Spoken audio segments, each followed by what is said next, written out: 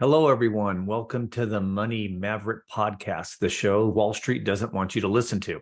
I'm Tim Turley, the host for today's episode, and we're coming to you from the Money Maverick studio in Salt Lake City, Utah. Today's topic is the kickoff. I want to talk to you about why we created this podcast and this show and the information we're going to present. And we're really excited. We've been thinking about doing this for a long time. We feel there's a need to talk about the things we're going to talk about, and we think it'll help a lot of people. So that's why we're doing it. I wanted to give you a disclaimer, though. I am not a professional radio host, nor do I have the greatest deep radio voice or anything like that. But what I do have is an extreme amount of passion for teaching true principles of money. And I wish I would have learned this at a much earlier age, what I know now that I didn't know then. My desire is to pay it forward as best as I can by talking about being a money maverick and bringing guests on the show that create real value for you, the listener.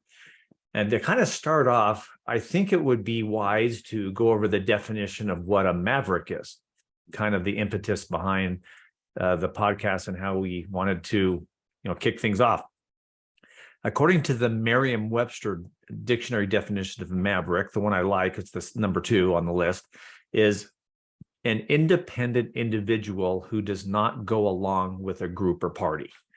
And we are definitely not going to be following the herd or going along with everybody else. In fact, one of the most famous investors of all time, perhaps the most successful, Warren Buffett, a lot of his advice centers around if you see everybody else buying a certain investment or a stock or something like that, it's probably best to do the opposite or go the other way. And so we're going to give some great information, but it's not going to be traditional advice. It's quite possible we'll offend some people and make people uncomfortable, but we're okay with that. When sometimes the truth hurts, and we're going to get to the bottom of a lot of really important topics when it comes to money. And we hope you get a lot out of it. Okay. So what are we hoping that you're going to get from these series of podcasts? Number one, we want to espouse and talk about the truth of money and finances. What is really going on in the world of finance and personal budgeting and spending and saving and investing, and what are the real objectives of the financial institutions, and how can we use them to our advantage? But why do we have to follow the rules? We'll talk about that in a second. So we want to talk about the truth. Number two, we would really want you to start asking a lot of why questions in your life when it comes to money. The first one is, why are you doing what you're doing with your money right at this point in time? And who is benefiting the most from the decisions you're making? Why are you willingly following the objectives and rules of all financial institutions? Are you creating true financial freedom, or are you just hoping your retirement income will be what you want it to be? Number three, we really are going to focus every show to give you some practical tips from our guest on how to gain control of your finances and create a predictable roadmap towards financial freedom. We want you to stop using either your own crystal ball or the crystal balls of financial institutions and advisors and planners, and again, create a roadmap that makes a lot of sense for you and create financial freedom, not retirement. So let's give you some a guide on what we're going to be talking about. We're going to release these podcasts, at least right now, maybe every other week. And we're going to have some great guests on here. We will call them Mavericks. Just for the next several guests that we have lined up, we're going to talk to the father of principle-based planning. He happens to be one of my personal mentors right now, and he is just an amazing human being. We're going to talk to someone that's an expert on paying off your student loan quicker. We're actually have a couple guests talking about student loans because it's a big topic, debt management and that kind of thing. Our first guest talking about that will be a young woman. Well, at least she's young to me, at least, but she has a wonderful story that I think you'll want to hear. We're going to talk about how to manage your cash, money management. And what about the psychology of money? How does our mindset affect how we view financial advising, or how we save our money, or where we invest our money? Where's the emotion and psychology behind that? We're going to have a couple experts, licensed experts, to talk to us about that. We're going to talk about mortgages and purchasing homes, and investment choices. We're going to talk about the danger of lazy investing, and how we can use 3 filters for choosing good investments. Again, we're going to talk about why it's so difficult to not follow the herd. And we're going to talk about the best investment that you'll ever get, which is investing on yourself. So there's a whole bunch of things lined up, a lot of experts, a lot of different areas, emergency preparedness. We're even going to talk to an empowering doula to help people save money when they have a baby, and how a doula can help you with your finances, believe it or not. We're going to talk to young people and middle-aged people and older people, legal experts, that kind of a thing. So we're really excited to present some wonderful mavericks on the show. And maybe you want to be a maverick on the show. Maybe you have some ideas of people you'd like to have us talk with, or maybe there's some topics that you'd like us to cover in these episodes. So we're excited on what's coming up. So we'll also be having some advertisements from promotions we'll run. You're welcome to contact us about being a promoter on the show that we may run. And we're going to have some prizes and giveaways for people that listen in, and that kind of a thing. So at the very end of our each podcast, we'll have a Money Maverick financial tip of the week. And that will be those practical tips I was telling you about, that hopefully you can immediately jot down and maybe take some action that will help you out. Okay. So why did we start this podcast? There's 3 main reasons, to get more specific. The first reason is that the modern experiment with traditional financial planning for the last 50 years has not been successful by and large. It's there has to be a better way. Instead of just hoping that it'll work out, it'd be nice to have a predictable way of doing things. And we're going to talk about why is traditional planning for retirement not usually in the best interest of a client? Is it even designed to work? I remember working with a school teacher many years ago in the Salt Lake City area. I work with teachers in quite a few states, actually. California, Utah, Idaho, North Carolina, Texas. But I was talking to this one teacher, and he had put almost all of the money he could, everything he can squeeze into an employer-sponsored pension or retirement plan, not the pension, but the retirement plan. And he was about 6 months away from retiring, and 2008, 2009 hit, and he literally lost 50%, one half of his employer-sponsored retirement investment plan. And it was devastating for him. He had to work another 6 years, he figured out. So again, the question is, when's the worst time to find out that your financial advisor or planner has given you a plan, and when's the worst time to find out that that plan did not work? So that's what we're going to talk about today.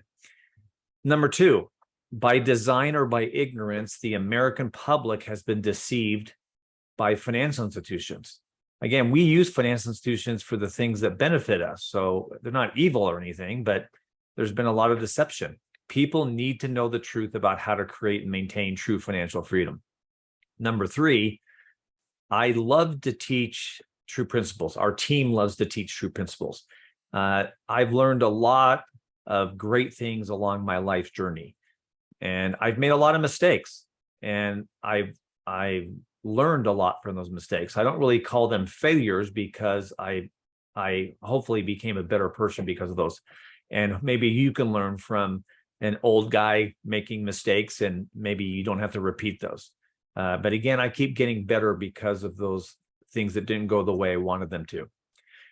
Our team wants to pay it forward. You've heard that. What we know is true when it comes to money. And there's a lot of really, really good people out there that are in the financial services industry. Unfortunately, we believe that most of them are doing damage to people and not even doing it on purpose. They just don't know that they're not providing the best advice. And we're going to be very honest about that. I wish I was taught what we're going to learn in these podcasts a long time ago. And I hope they'll benefit. So just to go over some of the things globally that we want to go talk about in our podcast and get some talking points here. I hope you'll learn some things. So, what's wrong with retirement? Since most so-called financial gurus, talking heads on the TV and radio, many are bought and paid for by Wall Street and big financial institutions. They repeat untruths that become the accepted, quote unquote, right thing to do for the unsuspecting general public. We call this conventional wisdom. And one of the purposes of the podcast is to teach our audience that unconventional wisdom might be the better way to view money and investing. And maybe we should have called the show the Unconventional Wisdom Show. When it comes to finances, rarely is the popular thing the right thing to do. In fact, like I said, it's usually the opposite. Another point, the financial services industry, which I've been a part of since around the year 2000 or so, and then specifically as a trained advisor since 2005, the financial services industry is trained to sell. I know that because I grew up in the traditional financial services industry, and many of our guests have as well. It's just the way it's done. That's what the financial institutions want us to do, is become really good salespeople, not necessarily the best advisors, but good salespeople, whether they like it or not. Most advisors are not trained to teach clients principles that help them become and remain financially free. They may start out with teaching some good principles, but then they always revert to what we call the accumulation theory or needs-based analysis. Again, I know this because I used to teach that. In general, the financial advising world does exactly what the financial industry wants them to do, which is to get clients to send institutions money on a regular and ongoing basis. They teach them to use products and strategies that are designed so that the institutions get to hold on to the client's money for as long as possible. In fact, every financial institution I've ever worked with provides a really never-ending supply of sales tips. So I have a question for you. If an advisor has principles, then why would they need sales tips? Just something to ask yourself. Another point, most financial advisors define success differently than we do. Success should not be defined by how many products you sell a client or how much of a client's money you manage in the stock market. We believe that true success should be directly connected to a client's understanding and application of true financial principles, and a client's subsequent success as a result of the understanding and application of those principles. I really believe that true financial planning leaves no stone unturned. Most so-called financial advisors and planners, they ignore huge areas of planning, and yet they still call what they do financial planning. Now, I want to ask you another question. Is there any magic or secret stock market tip that creates financial freedom? I want to read you a quote from one of our favorite authors, very influential person. I'm sure you heard of him, Robert Kiyosaki, who wrote the Rich Dad, Poor Dad series of books. And he said this in one of his books, and I quote, "Most of the time, the magic doesn't happen. How can there be magic? All financial planners are selling basically the same products: stocks, bonds, mutual funds, ETF, savings, and insurance. End of quote. So why does this happen? It's because the financial institutions control the message. They control the advertising and the training. They teach one thing and they practice another. What are the 4 rules of any financial institution? Number 1, they want our money. Number 2, they want our money every time we get paid. Number 3, they want to hold on to our money as long as possible. And number 4, they want to give back as little as possible. And what has been the problem with the popular ways to invest as well? Another great quote from Arthur Levitt, who is the former chairman of the Securities and Exchange Commission, or SEC. He had a really good book called Take on the Street, and he talks about the deadly sins of investing. And his 6th deadly sin, he said the following, and I quote, "The 6th deadly sin is that most mutual fund managers don't practice what they preach. Most say they believe in the merits of long-term investing. They also lecture their own shareholders to stay invested in their funds for the long term, preferably 10 to 20 years. But as I stated earlier, the typical fund manager sells every stock in her portfolio at least once a year," end of quote. This is from the former chairman of the SEC. Okay, so why is the focus on the traditional accumulation theory of assets so bad? It's bad because it doesn't work. It doesn't create financial freedom for the one following the accumulation theory. It's not designed to work, as we mentioned earlier.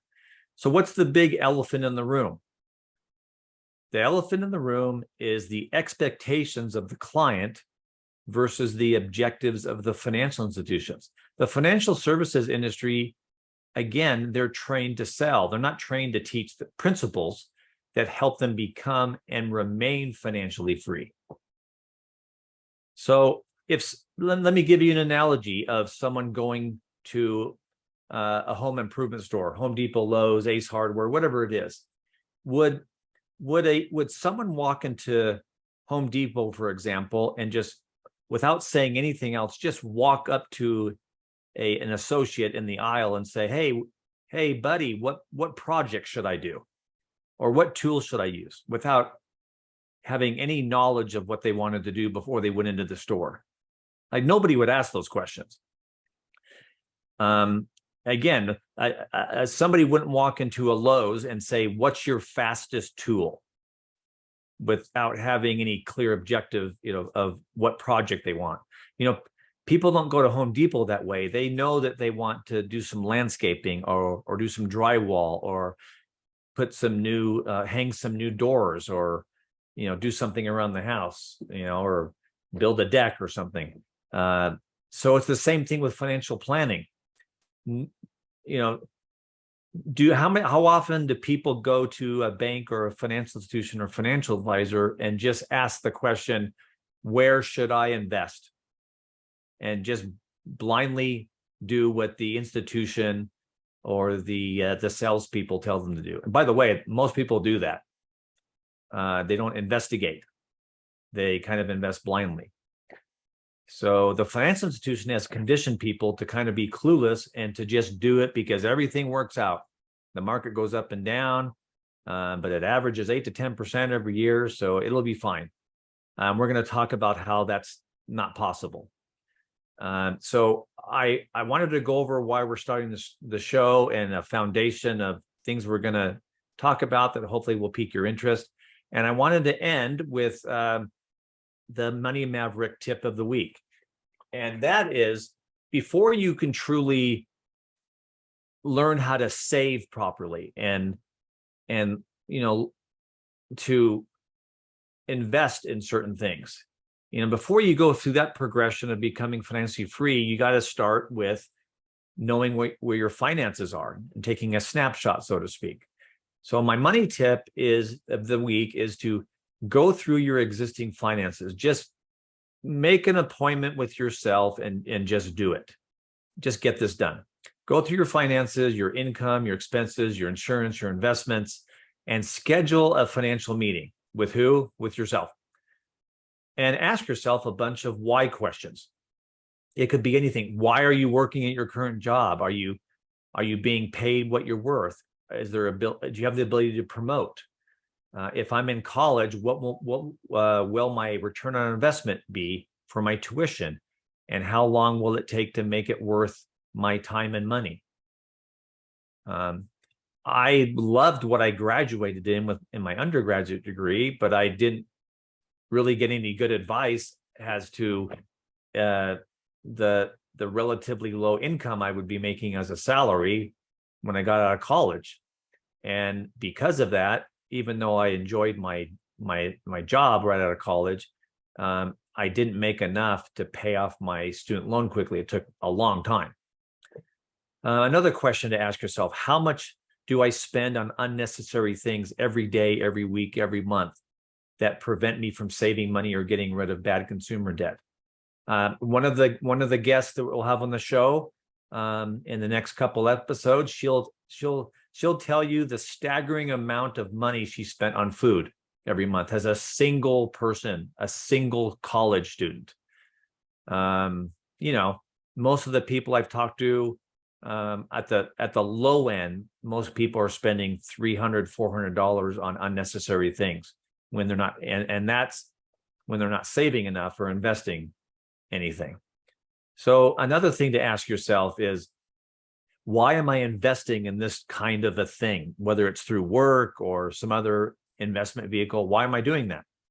Who benefits more from the investment, myself or the financial institution? Ask yourself, am I an expert in this investment, or am I blindly hoping it will work out one day? Anyways, that's the tip of the week. I hope you can take stock of where you're at right now and ask yourself a lot of questions. Also, we want you to join our Money Maverick Mastermind group on Facebook, where we'll share ideas and concepts on how to become a money maverick and join a mastermind group. We're so glad that you joined us today. You're going to love our first guest in our first episode. He is the father of principles-based planning, and I'm so glad that he has agreed to talk to us. So we'll see you on the next episode of the Money Maverick Show.